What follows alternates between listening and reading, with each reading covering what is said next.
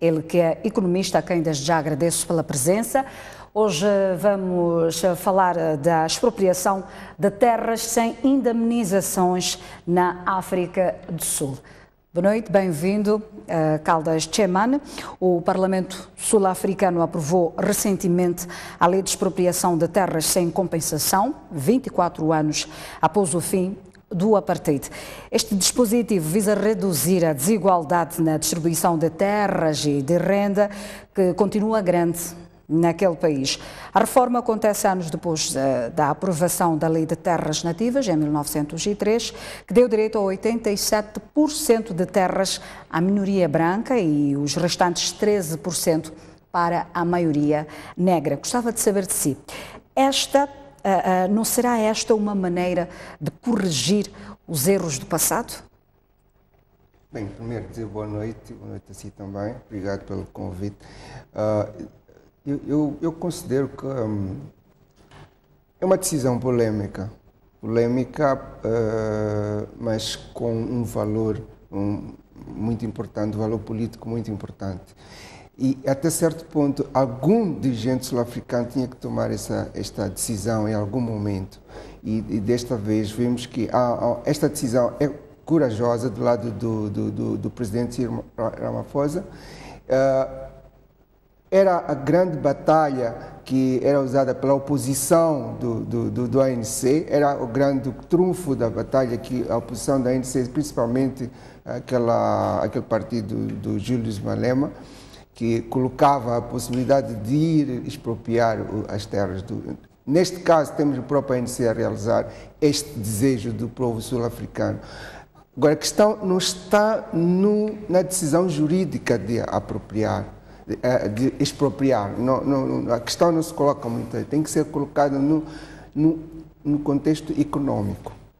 E temos que olhar as coisas no contexto econômico, que economicamente nós sempre dissemos, para a economia andar temos três fatores. Um fator fundamental é a terra, o segundo é o trabalho e o terceiro é o capital. Neste momento temos uma decisão do Parlamento sul-africano que atribui um dos fatores fundamentais para a realização de rendimento na economia sul-africana por uma camada muito grande dos sul-africanos. E é impressionante que tem que haver uma situação que nos faça esquecer o desastre de Zimbábue. E acho que o Parlamento sul-africano deve ter dimensionado essa questão, porque no Zimbábue atribui-se o fator terra, o fator trabalho, não basta as mãos dizer, bom, eu vou cultivar, vou pegar uma enxada a cultivar. Ali não estamos a falar nisso. O trabalho é que significa conhecimento, né, para realizar o trabalho, significa capacidade tecnológica para transformar a terra em um fator de produção rentável. E também a questão do capital. A questão do capital também é extremamente importante. Não se pode simplesmente tirar a terra das pessoas que produziam 10 toneladas por hectare para entregar a uma pessoa que vai produzir 1 tonelada por hectare, porque não tem os tratores, não tem o equipamento necessário, não tem a capacidade financeira para adquirir os insumos para realizar o trabalho e transformar aquela terra num fator de produção. E que implicações é que isto traria para a economia sul-africana? Bom, há uma implicação eu olharia para implicações de 3 níveis. Há uma implicação de nível macro. África do Sul como um ator internacional, há de haver um sinal negativo, há de ser um sinal negativo para os grandes investidores, para o grande capital, há de ser um sinal negativo, há de ser um sinal de risco para o grande capital, no sentido de eu posso investir na África do Sul e em algum momento vou ser expropriado, vou ser retirado da propriedade. Então, este sinal de risco é capaz de reduzir, de certa forma, a atratividade da economia sul-africana para efeitos da atração de investimento dos grandes investidores. Mas há um outro nível também, um outro nível que é o nível mais macro, mais micro, virado para dentro, ou seja, o fato de o governo sul-africano estar a preocupar-se com o sul-africano torna o governo sul-africano muito próximo do povo sul-africano, muito próximo dos nacionais, muito próximo, e isso já garante um segundo mandato, até certo ponto. Se este processo for muito bem gerido e não haver expropriação para elites, expropriação para um outro grupo de minoria, né? Se de fato esta expropriação for dirigida à população de uma forma transparente, equidistante para todos saberem o que devem fazer para terem acesso à terra e todos terem os mesmos direitos, as mesmas obrigações para ter acesso à terra. Isso pode ser, de fato, um grande impulso e garantir uma estabilidade, talvez, para o povo sul-africano. Também, porque essa questão de justiça, quando falta justiça, mesmo os que foram expropriados, tem um nível de justiça que lhe tem que se atribuir. Eles têm que ser expropriados sem indemnização, sim, mas têm que sentir um nível de justiça, que todos estão a ser tratados da mesma maneira, e por aí pode-se equilibrar a economia sul-africana. E há um terceiro nível, é o nível de mais pessoal das pessoas. Será que as pessoas sul-africanas estão interessadas em usar a terra para alguma coisa? Será que as pessoas sul-africanas têm ambição, já que cresceram sempre como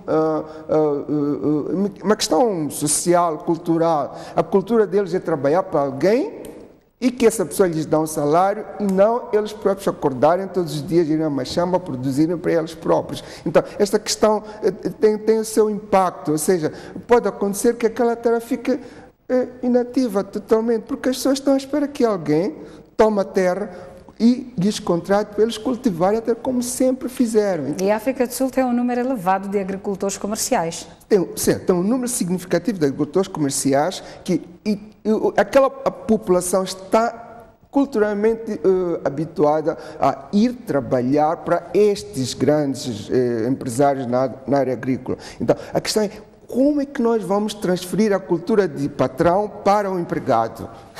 E isso vai trazer de bom para a economia sul-africana.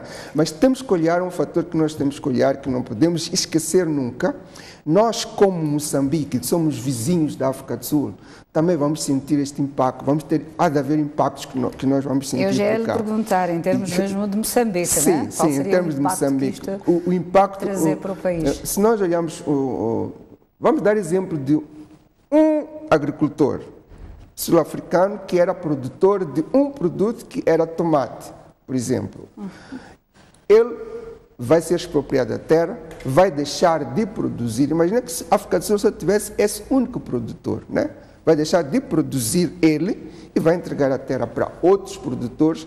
Esses produtores primeiro vão ter que aprender como se faz, não sei o quê. Por algum tempo vai haver uma redução da oferta de tomate para a África do Sul e também para os países vizinhos. Nós somos grandes clientes da África do Sul em termos de aquisição desse tipo de produtos.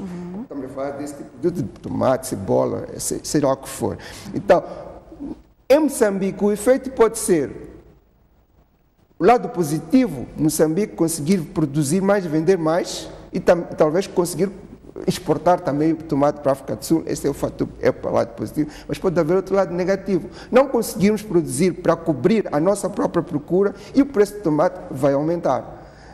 Então, pode haver um efeito perverso durante um determinado tempo, até que se estabilize e depois volte àquela produção normal daquela área e depois compense e a procura seja satisfeita pela oferta.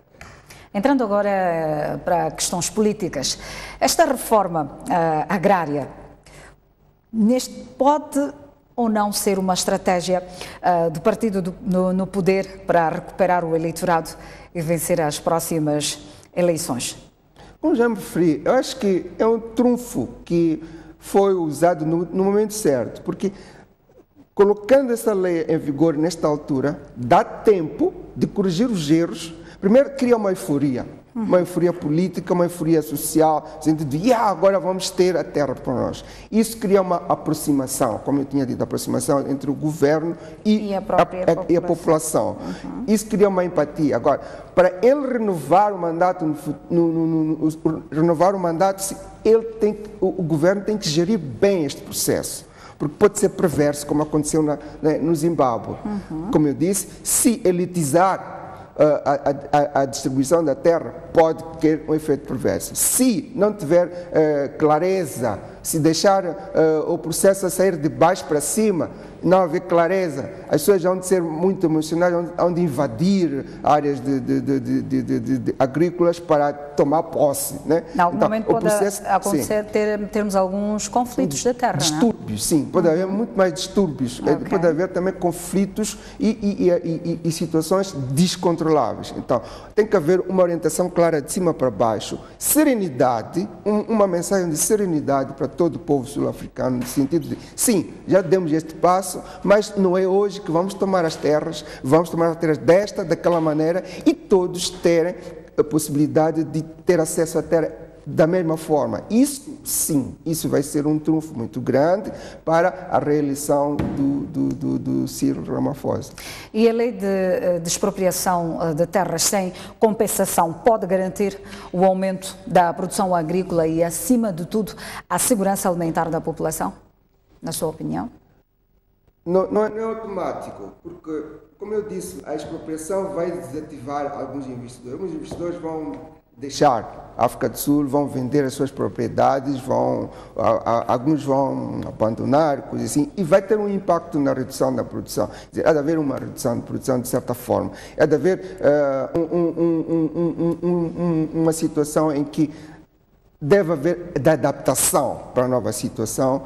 Uns podem se assustar e sair, outros podem permanecer e procurarem, mesmo com a expropriação, sem indemnização, eles procurarem manter a gestão, procurar manter a produção e procurar manter o nível de desenvolvimento econômico que existe agora na área agrícola e talvez criar fomento, usando aquela população que vai ser atribuída àquela terra, fomentar a agricultura e, ao mesmo tempo, manter-se no negócio. Então, esta é uma forma que alguns podem adotar e a produção não variar. E esta emenda pode, em algum momento, afastar, não é, os investidores da África do Sul, ou nem por isso? Sim, vai afastar, vai criar o ceticismo, né? Vai criar um ceticismo e vai aumentar o risco em relação à África do Sul. Os investidores vão por algum momento parar e ver o que é que pode dar, onde é que isto vai levar. E eu acredito que por algum tempo a África do Sul vai sofrer uma redução de investimento na área agrícola e provavelmente isso pode criar alguma crise na segurança alimentar. Mas esta crise não pode ter um impacto negativo, não? Vai ter um impacto negativo. Como eu disse, há de haver, se há uma redução de oferta da produção, há de haver aumentar preços. Vai faltar comida. E pouca comida do que houver vai ser ao preço mais alto. E isso cria maiores convulsões ainda na população. Então, é uma questão que está na responsabilidade do governo gerir, não afastar os grandes investidores da terra, simplesmente expropriar e afastá-los, mas procurar mantê-los a produzir e aumentar áreas de produção. Se for a perspectiva de vamos pegar nas áreas que não estão a ser usadas neste momento e distribuir para aqueles que podem usar, isso é uma boa estratégia, talvez vai manter aquele nível de produção. Agora, se for para ir buscar aquelas que já estão a produzir, atribuir a outras pessoas, isso vai ser perverso. Pois muito bem, estamos aqui a falar de expropriação de terras sem indemnização na África do Sul com o nosso convidado Caldas Chemane, ele que é economista aqui no Noite Informativa, neste caso tendo em conta que o Parlamento sul-africano aprovou recentemente a lei de expropriação de terras sem compensação, 24 anos após o fim do apartheid. Eu vou voltar aqui ao meu convidado e mesmo uma questão, esta é a última questão. A África do Sul, já tínhamos citado aqui que tem um elevado número de agricultores comerciais que alimentam mais de 220 milhões de cidadãos sul-africanos e outros países vizinhos, incluindo também Moçambique. Qual é a experiência que Moçambique pode tirar deste exemplo da África do Sul? Bem, nós estamos numa situação diferente, estamos do outro lado do mundo. É que nós começamos pela expropriação. Nacionalizamos a terra do povo, a terra do Estado, e aqui o que se pode fazer é atrair os investidores sul-africanos para vir investir na terra moçambicana que pertence ao Estado. Aqui ninguém vai vos expropriar. Venham para aqui, tem espaço ali, e Moçambique pode aproveitar essa oportunidade em que os investidores vão retirar-se, vão ter uma tendência de se retirar da África do Sul, procurar novos lugares para investir e abrir espaço, criar zonas para investimentos na área agrícola. Seria este o momento para potencializarmos os nossos agricultores? Pode ser exatamente esse momento que está a dizer que vamos lá encontrar uma forma de atrair os que vão estar céticos em relação a investimentos na África do Sul para poderem desviar os seus investimentos para a agricultura em Moçambique. Que Moçambique tem muito mais terra arável sem precisar de muitas adaptações. Tem muitos rios a passar a atravessar Moçambique que podem facilmente buscar água do rio para abastecer. Temos grandes zonas apropriadas para a agricultura que eu acho que muita gente passa por Moçambique, mas por que esse país não tem agricultura como principal fator de desenvolvimento econômico? Quer dizer, que a agricultura é de fato politicamente o principal fator de desenvolvimento, mas na prática a contribuição da agricultura é ainda diminuta. Então, podemos atrair os investidores para Moçambique. Mas por que é que isso acontece em algum momento cá em Moçambique? O que é que está a falhar, na sua opinião? Bom, eu acho que para mim é o processo. É o processo. De onde é que nós estamos a vir? Estamos a vir de uma situação em que,